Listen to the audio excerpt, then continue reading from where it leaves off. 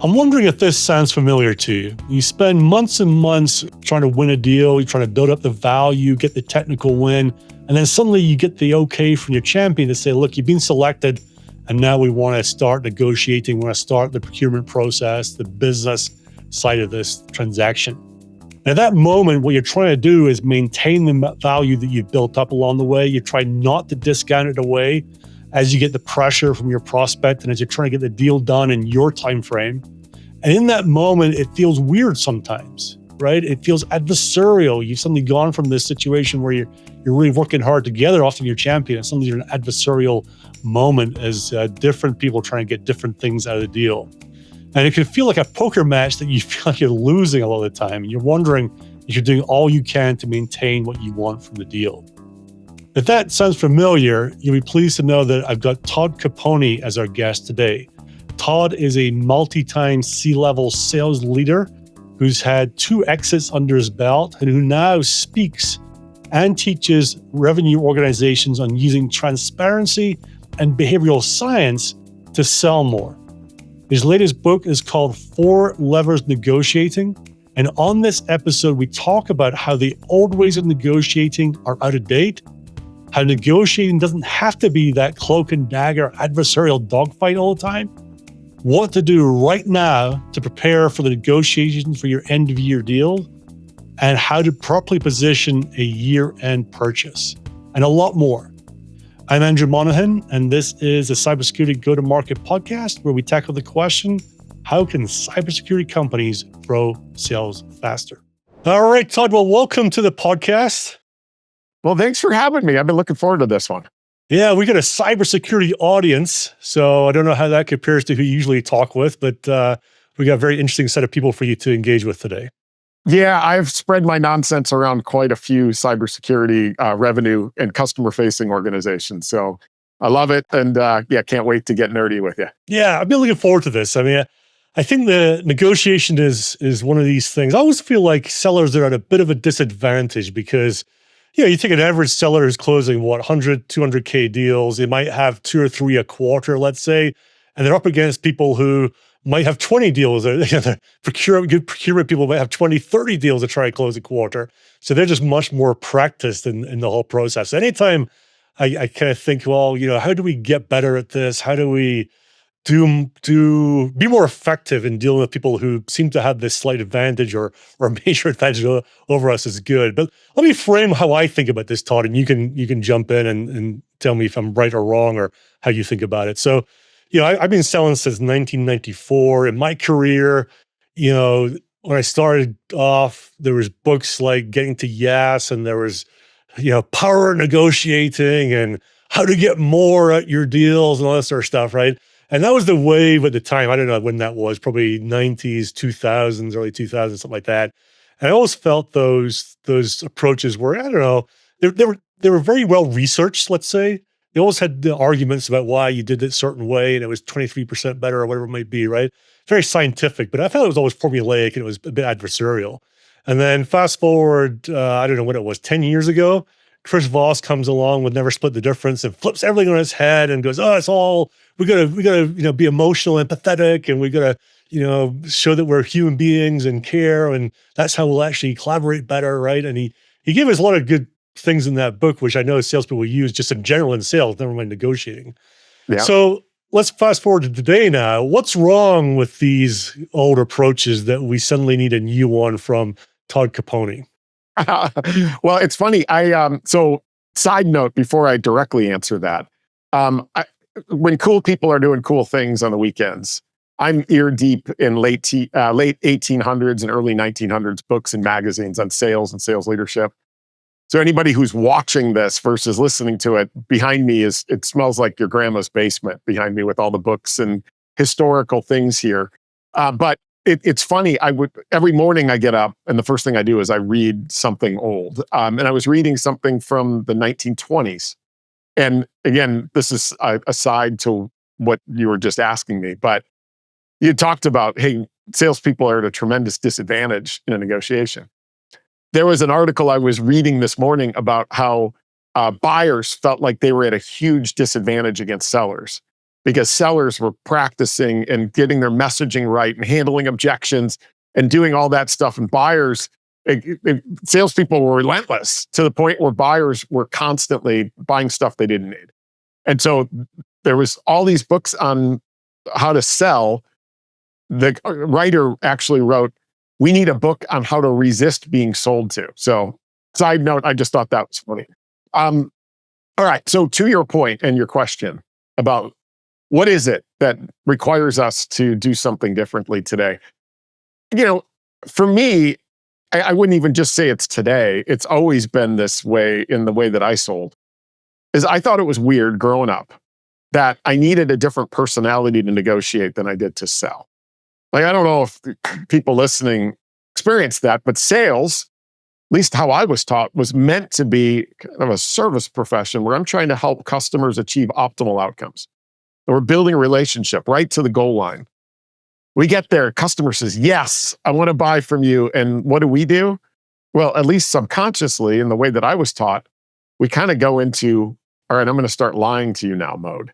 I'm not going to tell you what the best deal is. You got to figure that out on your own.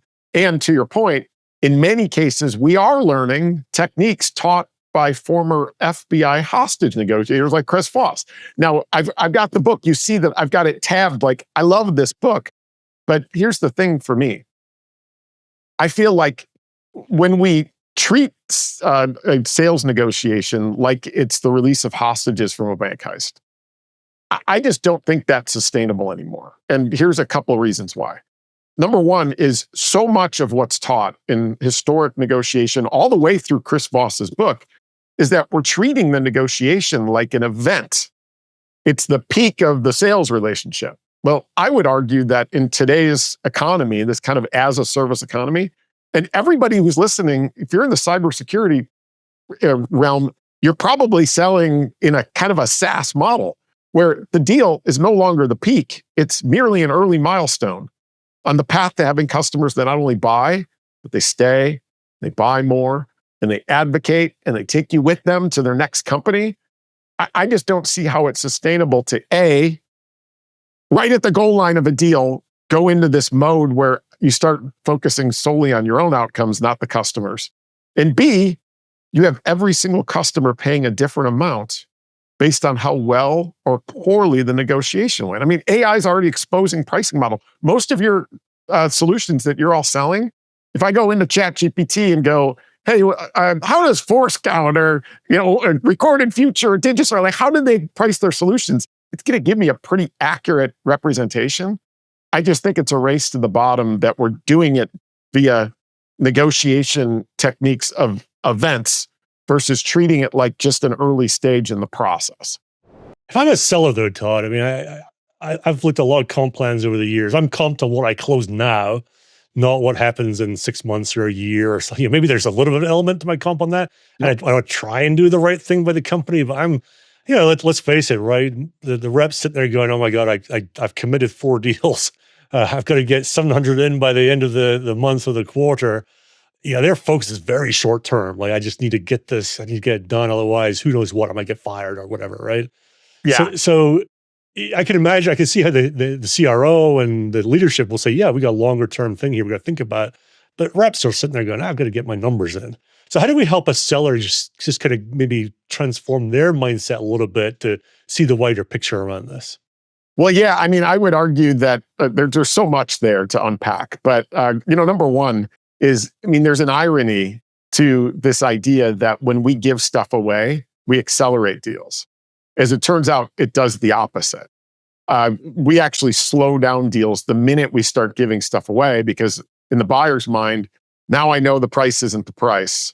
I know that there's stuff to be found if I just ask the right questions. And now we have slowed things down. I mean, you and I are recording this a little bit before the Thanksgiving holiday here in the US. Now, imagine it's November 20th right now. And I've got my sweater on here and I accidentally wash it and I dry it and I pull it out of the dryer and I'm like, "Oh, this thing's destroyed. Ah, crap." I go on to bananarepublic.com where I bought it and I see they still have it. Now, should I buy it now, November 20th? No, I'd be a moron to do that, given that next Friday is Black Friday and everything's going to be 40 to 50% off. So don't you see the irony of how we actually are incentivizing our customers to slow down? And then number two is, gosh, don't you get paid on the contract value of your deals? You probably get paid on the total revenue or total bookings. A. B, you probably get a kicker maybe for having customers that pay a little faster. Not all of you do, but payment terms probably matter. Number three is you probably get paid more for longer term deals versus shorter. And number four is you probably do have to be able to forecast. And there is some short term reward to being accurate with your forecasting. What I advocate through this kind of new lens, and we can talk through this, of course, is your customer's business is driven by the same four things yours are. They want their customers to commit to a large amount of volume versus a short amount. They want customers to pay faster, not slower. They want customers to commit to longer term, not shorter. And they want to be able to forecast.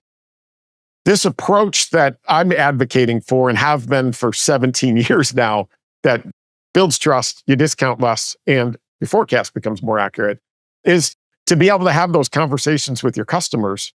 You're establishing a foundation for what your pricing is based on truth, but you're given flexibility within those four things. Telling the customer, hey, your price is based on how much you buy, how fast you pay, how long you commit, and when you sign. If you need something, you want a discount, you want to pay slower, you want to commit less, all right, cool. These are the levers we push and pull. And what you find is your anxiety around negotiating goes away. But like I said, you're building not only for the short term, because you're probably going to get paid more because you're going to discount less, but you're building for the long term when they come back to you and they want to buy more, they want to renew. And you get that call from a former customer that's like, hey, we loved you over here. We want you here. Give us the same discount. Like, crap, right? So again, the long term wins the long term. But I would argue that if you play the long game now, the long game eventually will start filling your wallet in the short game too. And the book is called The Four Levers of Negotiating, right there. 4 levers of negotiating, yeah. And you just outlined them there, right? So the volume, so units, deal size, things like that. The timing. Licensure, seats, locations, whatever it is in cybersecurity, typically it's a seat model, it's a license model, it's a server model, it's one of those. Commit to more, better. Commit to less, not as good, right? One of my clients, it's certificates, right? Or whatever it is, commit to more, better, less, not as good. Number two, timing of cash. You're probably seeking all of your customers and proposing it this way to pay upfront annually net 30, right? You're probably, number three, length of commitment, wanting your customers to commit to a minimum of a 1 year, longer, probably better, shorter, not as good.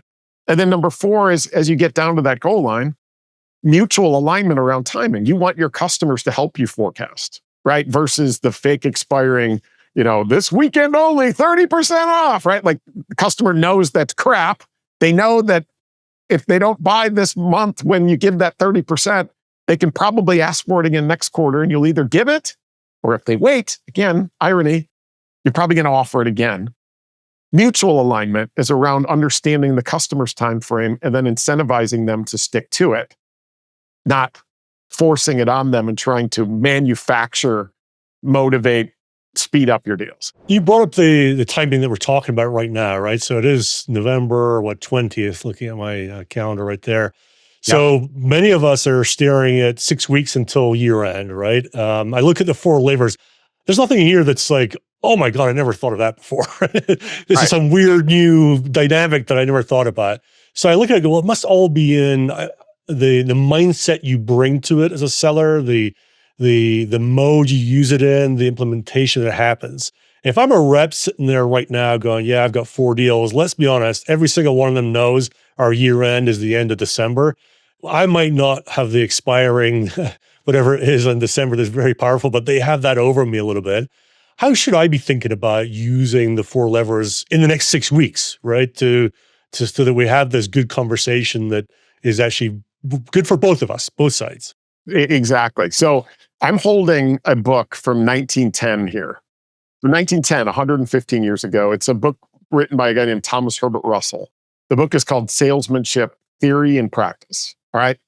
Couple of things. Number one, there's a paragraph here, a section, and here's the 4 words. Again, 1910. The 4 words are, buyers know more nowadays. Like, and then just blow your mind. They were worried back then about the rise of mail order catalogs. I've got a Sears Roebuck catalog from 1908 back here that is like Amazon, but in paper, right? You could get everything. What do we need salespeople for anymore? And the rise of advertising. But Russell goes on to say that the knowledge of buyers has increased and they're no longer disposed to pay what is asked of them unless persuaded in their minds that the sellers regulate their prices on some sound basis. All right, some sound basis. What I mean by that is, imagine going to the grocery store and you fill your cart, and then you go up to the cashier or whoever, and you're like, hey, I have a budget issue. I need a 10% discount. They'd be like, buy 10% less, jackass, right? Like, take some celery out of your cart, right? Like, you would never do that. You would never even think to negotiate at the restaurants, at gas stations, at places where you believe that the price is set by something, right? The gas prices change all the time. Your food prices change all the time, but you don't even go, it must be something. I think the B2B world has created a some sound basis problem in a significant way. And so, given where we are right now, here's what I would advocate for, is when you're having those pricing discussions, at least lay out the first 3 levers right now. Meaning, hey, as we go through this, so you understand your pricing is based on these primary things. Number 1 is volume. So how much stuff you're committing to, product, technology, services, seats, licenses, whatever it is. It's also based on upfront annual net 30 payment terms and a minimum of a 1-year commitment. You can lay that foundation in your conversations. You can make sure it's clear in your proposals right now. Like, why couldn't you? And then when the discussion happens, what are you going to do? Well, you've established that sound basis. It becomes so much easier. The customer's saying, hey, listen, hey, we know we're up again. Like, we got end of quarter. We got all this kind of stuff going on. What can you do for us? You're like, well, our pricing is based on these things: how much you buy, how fast you pay, how long you commit, when you sign. What do you need? Right? And all of a sudden, you've played your cards face up and you're collaborating in a way that should be relatable because their business is run on the same exact thing.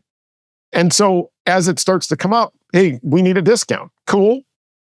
You can either commit to more volume, but that makes your dollar amount higher, but economies of scale. You could pay us faster. You can commit longer, or ding, ding, ding. And listen to how I say this here, everybody, because I think it's an important delineation, is to be able to say, hey, listen, there's tremendous value in our company's ability to forecast. You know, I got a quota. Who knew? But we have to make investments, right? And having accurate forecasts gives investors confidence so they can make the right investments to make sure that we're around 10 years from now. We have to resource this. You know, if you're doing 6-7-figure deals, that probably requires bodies to make it all work and get the outcomes the customer's trying to achieve. Our ability to predict when that's going to happen is really valuable. By the way, that's something we're willing to pay you for in the form of a discount. Mutual alignment. So again, that should sound different than, hey, if you can get it done by the end of December, and they're like, I'll get it done whenever the hell I want, but thanks for the discount. Instead, it's, hey, I'm paying you. I'm taking money out of my pocket, my company's pocket. I'm giving it to you. What you're giving me in return is predictability. Do you think that December is possible? Let's work on a mutual action plan together. Here's the steps we see happening. Let's add some buffers up in front and back just to make sure there's room. And then I'll pay you to help me forecast. That should sound different, but it should make sense.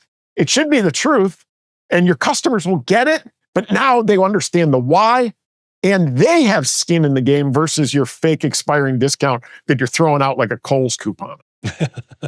I would imagine there's going to be people listening to this going, I'm giving all my cards on the table. I've got nothing back from them about what they want to do and all the rest of it. I must be at a disadvantage if I do that. Surely I'd be led to believe all these years I'm at a disadvantage if I just lay it all out there. What's the human psychology that says that they've got that wrong if that's what they're thinking? Well, a couple of things. Again, you're trying to establish a sound basis. I believe that gives you more an advantage versus less, right? Because now we've turned the customer into a liar because we're lying to them, right? And all of a sudden you've had that. I would also argue that transparency begets transparency. And that when you're transparent, unexpected honesty drives them to be transparent as well. The story I tell in the book was how I accidentally discovered this approach. I was a terrible traditional negotiator, right? The eye twitches, nose things, word arts, like mirroring, all that. I sucked at all of it. I didn't know how to use it. I didn't know when to use it. And it was obvious I was using it when I tried. And so I happened to be pretty good at what I did, though, and I got promoted to be SVP of sales of a tech company in the Valley. My rep was working on a multi-million-dollar deal. And by the way, these levers can be applied the smallest to the small, to the biggest to the big, doesn't matter. But my rep was working on it was $7.5 million deal with an oil services company. They selected us and they wanted to get in a room and bang out the commercial terms. And so I got on a plane, flew down there thinking it was going to be me, my rep, and one guy. Walk in, and they brought their whole procurement team. And not only that, but one of the woman, I remember it like it was yesterday. She was by the door. She was just like, let's go. Like one of those old school, like, I'm about to kick your ass, right? And I sucked at this. I got anxious and nervous. And I had just had a conversation with my CFO back at our headquarters about the things that drove our business. And so my brain was kind of putting all these pieces together. And so I told them, hey, before we start, I don't know if this would be helpful or not, but can I write on the whiteboard the things that drive our business? And they're like, whatever, dude. And like, who cares? Have fun. Here's a pen. And I wrote volume, timing of cash, length of commitment, timing of the deal up there. They looked at it, completely indifferent, didn't care. Like, oh, that's fascinating, Todd. Great story, good penmanship. And then they immediately asked for 35% off. They're like, hey, if we're going to get this deal done, we got to get 35% off of that. And I immediately walked up to the board and I was like, hey, yeah, remember that 4 things that I wrote up there? Maybe we can use those because our pricing's based on it. Commit to more volume, accelerate that other division into this deal, make it bigger. We'll pay you in the form of a discount. Pay us faster. The terms are upfront annual net 30, but it's a 3-year deal. You pay us for the out years now. That's valuable to us, something we're willing to pay you for in the form of a discount. This is a 3-year commitment. Commit to 4 years or 5 years, valuable to us. We'll pay you in the form of a discount. Help us forecast. That mutual alignment is this is $7.5 million deal in a company that's doing about $12 million in revenue, right? Like, this is significant. Our ability to forecast that with accuracy is something I'm willing to pay you to help us do. And immediately, the woman that was going to swing at us was like, tell us more. It was customer vendor turned into 7, 8 people sitting around a table mutually aligning on a foundation of transparency and mutual understanding. They not only bought, they did pay us for 3 years up front. They paid us right on time. So we didn't have to go get another round of funding. It's awesome. We let the customer fund us. But they used it when they bought for the additional division. They used it at renewal time. They remembered it. And so now we've got sound basis pricing. Everybody's paying the same amount with flexibility within the levers, and obviously benefit to customers that commit to more, pay faster, commit longer, help us forecast. But it became this thing that suddenly made negotiating easy, not only for us, but the customers as well. And then in that situation, Todd, like, I imagine there was rounds and rounds of discussions around this. At each point, are you pulling out the 4 levers going, okay, well, we're going to move. You're asking me to move this one, so let's look at what else moves with it. And you're just constantly moving things around on your levers. Am I reading that right? It's exactly it. The 4 levers are the things that move your pricing. Now, you want more volume, faster payment, longer commitment, predictability. Your customers oftentimes want the opposite. They want to commit to as little as possible, pay as slowly as possible, commit to the shortest period of time possible, and sign whenever the hell they want. And so how the levers work is that, for everyone that gets pushed, you pull. For everyone that gets pulled, you push. Customer says, hey, listen, Andrew, our standard payment terms are net 60 instead of net 30. Now, what do most salespeople do? They go, I can give you net 45. I don't even have to ask anybody. And now you just told the customer that the price isn't the price and there's other things to ask for because, man, that was easy. What else can I ask for? So instead, what do? Hey, our standard payment terms are net 60 instead of net 30. You go, all right, cool. Understand why. So be a human being first, but then go, hey, remember our pricing is based on these 4 things. How much you buy, how fast you pay, how long you commit, when you sign. If you want to pay slower, you can, right? Our terms are net 30, you want net 60. We just have to make up for it somewhere else. Commit longer, commit to a little more volume, help me forecast. And you'll find a couple of things. Number one is so everybody listening, that's like, I don't get paid for payment terms. Who cares? You know what? You do when you're able to exchange their payment term request for something you do get paid for, right? And so there's value in all of these things. Don't forget them. Don't go, I don't care. What you're doing is you're establishing that sound basis. You're accelerating your deals. And I'll tell you, even in my own business today. So I do keynotes, I do workshops for customers, lots of cybersecurity. I've had more than one customer in the last 2 months as we're planning for sales kickoff go, our payment terms are net 60. I take them through that and they're like, we'll just do net 30, right? Like they're just asking just to ask and it goes away anyway. That's what you want, guys. Like you gain power back by being transparent, laying those cards face up. But when you can have that confidence is contagious. When you can have that confident discussion, you're going to find that most of this stuff goes away anyway. And you're trading it for stuff you do get paid for. When you roll this out to sellers, Todd, what's the thing they struggle with the most? What's the thing like, oh my God, Todd, that'll never work, for whatever reason, right? But what's in their head that causes them to believe that? I mean, I might be biased, but this is designed to be head-slappingly easy, right? Just like, that's stupid. Like you said at the beginning, like this is not something that's radically new, but it is in terms of the way that we talk about, propose, and negotiate our pricing. Now, I will tell you, there's lots of things that companies do that I have to get them back into the swim lanes on. One of which being the idea that, hey, Todd, we need to add a 5th lever, and that's case studies, right? Like we should, and I'm like, right? So I'm going to go on a little rant about case studies for. So, imagine that you're going to buy something significant. Let's say it's a contractor to redo your kitchen. And you went online, you did the research, you read case studies of the contractor, you talked to them, it seems to align really well. And you're like, wow, let's go. Then just as you're about to sign, you find out that all the case studies were paid for on their website. All the reviews, the 5-star reviews, they were paid for. Wouldn't that make you go, yeah, I don't know how I feel about this guy anymore, right? Well, in the B2B sales world, I see it all the time, and we're not even thinking consciously about it, that, hey, I would be offended and I would lose credibility in the contractor if I found out they were paying for everything. But aren't we doing the same thing at the goal line? When a customer's like, hey, we need another 5, 10%, you're like, hey, sign up, do a case study, right? We'll pay you to do a case study. You're literally taking money out of your company's wallet. You're giving it to them, and you're paying them for a raving 5-star case study review right at the goal line. And that customer is sitting there going, wait a second, you're going to pay me to do a case study?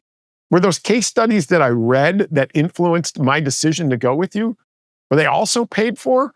Like, bottom line here is, like, maybe I'm a Looney Tunes with that, but I've just always felt that A, you earn case studies, you don't pay for them. B, even if you do pay for the case study, it has 0 teeth in a contract anyway. Like, what are you paying for? If the experience sucks, they're not going to do one. You're not going to take them to court. You owe us a case study. And if you create an incredible experience for them, why can't you go back and go, hey, listen, we'd love to highlight you and your success, so happen to be using our technology. We'd love to highlight that through a case study. Are you in? And it helps our future customers, but hopefully it helps you too. They're probably going to do it anyway, and you didn't have to pay for it. So some of that kind of stuff I see a lot where we take the 4, but again, every for-profit company in the world, you're driven by those 4 things. Go back to them constantly. Don't try to add them. Don't erase them. I'm telling you, even if you try to erase them, your customer's 4 levers are exactly the same. One of the things that I've seen, Todd, is especially these days in cybersecurity, it's one in, one out, right? Before we buy a tool, you got to displace something, right? You got to show me how, you're going to take out one of your competitors or do something different, right? Which creates an interesting dynamic, right? Because then you're up against, well, this is how much they're paying this company, Yeah. right? They're charging $100,000 a year. You're trying to displace them. You're saying it's 250. That makes no sense to anyone. And then suddenly all the niceties and the rules and then the so-called internal policies about what you can and can't do go out the window because displacements are powerful, right? It's like we need to get market share, right? How should a company think about the 4 levers in that context of saying, we want to do something different in some situations? Well, yeah, I mean, this is going to sound like a crazy analogy, but a few weeks ago, I was in New York, and the people that I was with, they took me out to dinner at a restaurant called Au Cheval. I don't know if you've ever heard of it, but it's like a high-end restaurant, but it's known for its cheeseburgers. The cheeseburgers, depending on what you get on them, are between $32 and $36 each. All right, so they're expensive cheeseburgers. The place is packed and everybody's ordering the cheeseburgers. Now, imagine walking in there and being like, hey, so there's a restaurant down the street. I think the name is McDonald's. You can get a cheeseburger and they'll throw in fries and a drink for $8.50. It makes no sense for me to be paying $32 to $36 if I get an egg or some bacon on this thing. You got to come a little closer, right? Au Cheval would be like, beat it, right? Like there's a reason why the place is packed. Now, cybersecurity company, like all of you, how many customers do you have? 100, 1,000, 10,000 that are paying market price for your solutions. Present them as such. I believe that you've created a sales issue, not a negotiation issue, when at the goal line, you're like, hey, we're going to replace that crappy thing that you've got in there that you're paying $100K for. Ours is $250K, but we'll make it $125, right? Like, no.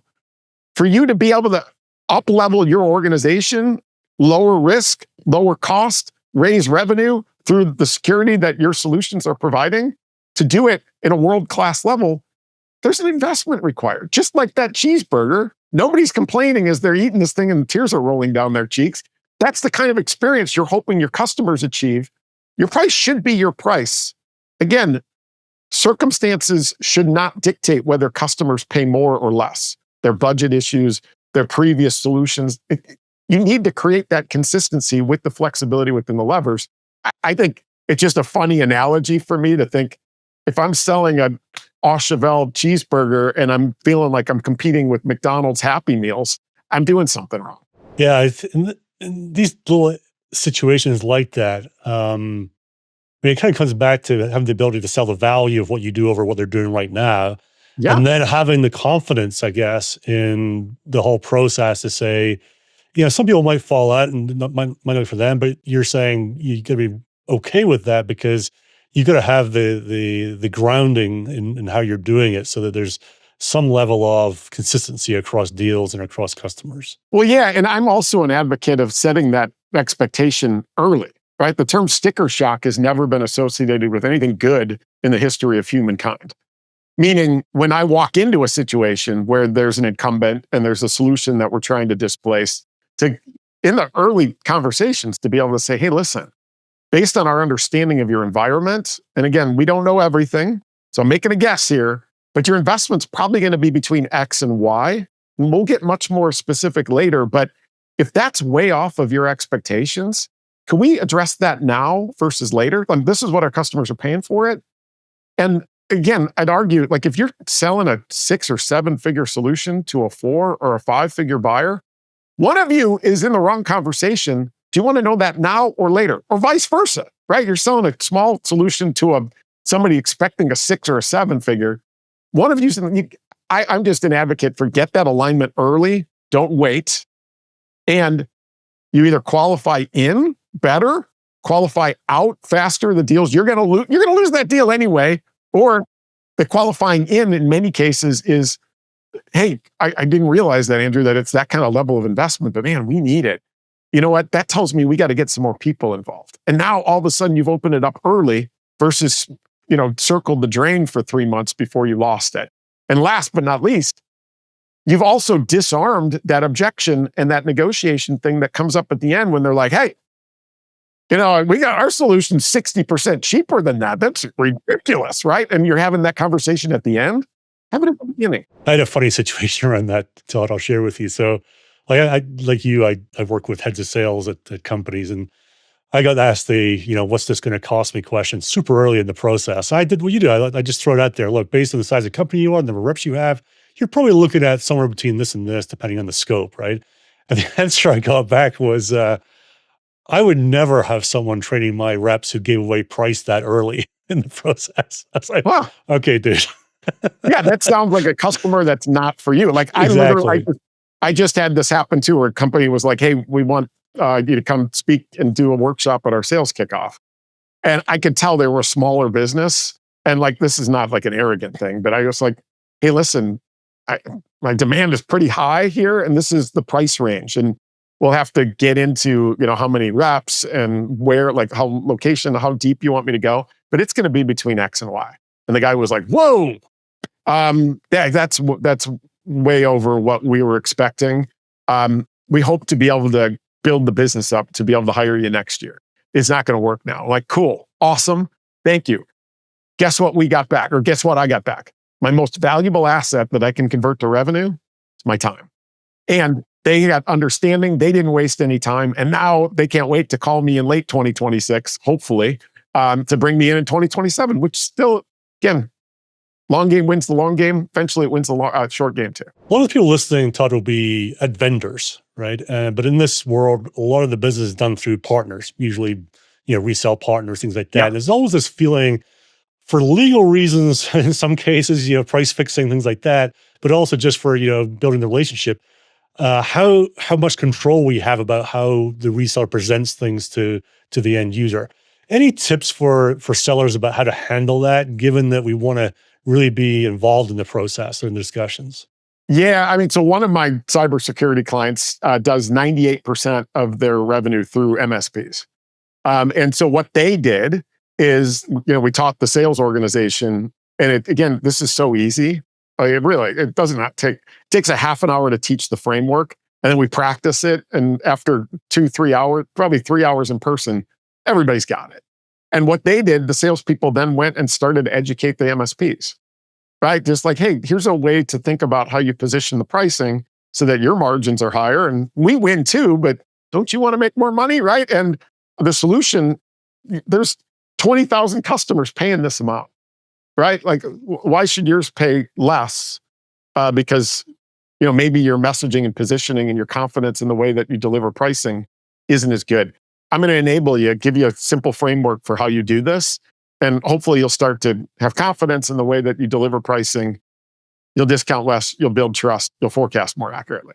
And it went like gangbusters, right? Like immediately they were starting to see that the MSPs were appreciative of the upskilling, but now they had a simple way for them to present not only the solutions they were representing for this company, but their own services too. When they're doing implementations, services, they're doing it based on a fixed bid, based on how big the project is, or they're doing it based on hours, commit to a larger number of hours, pay us faster, commit longer, right? The same exact thing applies. So you've got an opportunity here to not only build confidence in the way that you deliver it, but you can easily enable your partners, your VARs, your MSPs to be able to deliver this as well. So one of my big takeaways from this, Todd, has been the idea that, in cybersecurity, building trust is super important. It's probably, in all the segments in the market out there, is probably one of the more important areas that you have to build trust.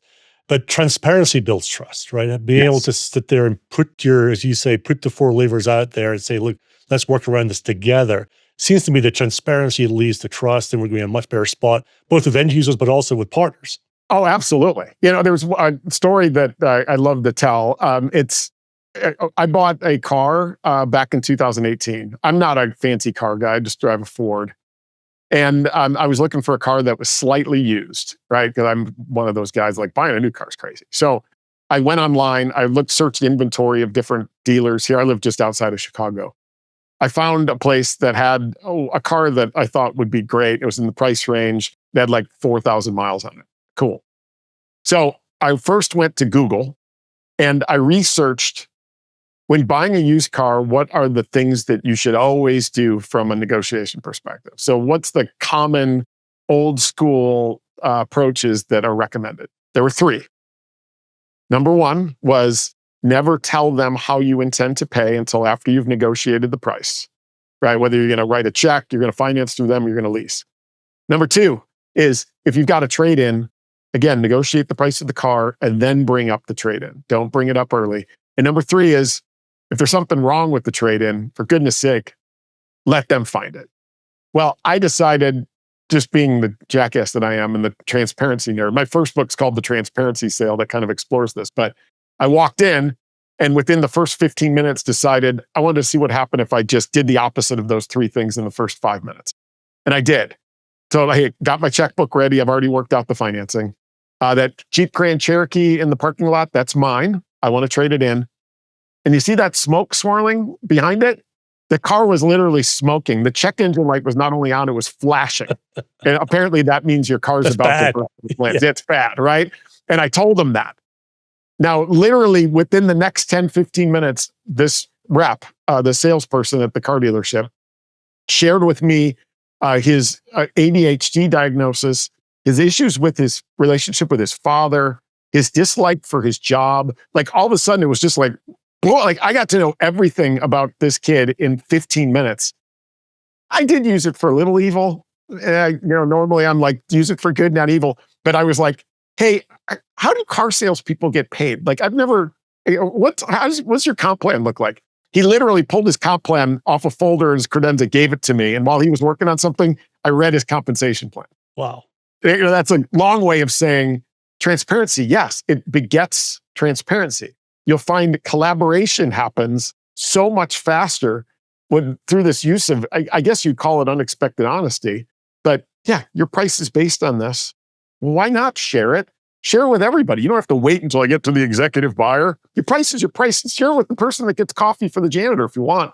Again, your price is it's consistent within flexibility within those levers. Why not? Well, Todd, on that note, and that story, thanks for joining us today. I enjoyed the conversation. A lot of good stuff there. My head is kind of spinning a little bit. You got to forget those old habits and approach things very differently. If there's a sales leader listening to this or a team's going, oh my God, I want more of that. How do they get in touch with you? How do they engage with you?